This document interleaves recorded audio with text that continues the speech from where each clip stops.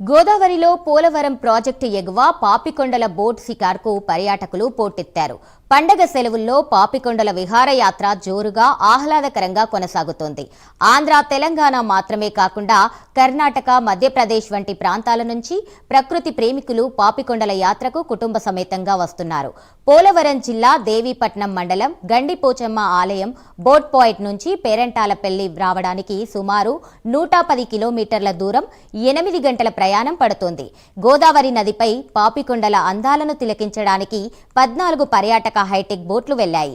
సుమారు 1000 మంది పర్యాటకులు వివిధ ప్రాంతాల నుంచి వచ్చి బోట్లపై వెళ్తున్నారు.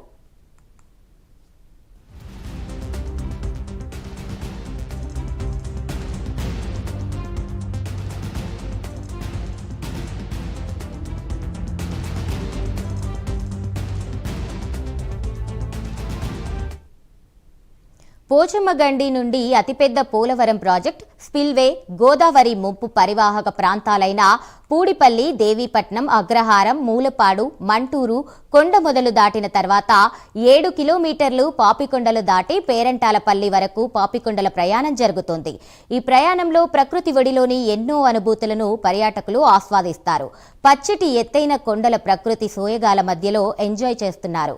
ఈ సంక్రాంతి పురస్కరించుకొని రాజమండ్రి, భద్రాచలం నుంచి పాపికొండల గోదావరి విహారయాత్రకు సుమారు 30,000 మంది పర్యాటకులు సందర్శించినట్లు అంచనా వేస్తున్నారు.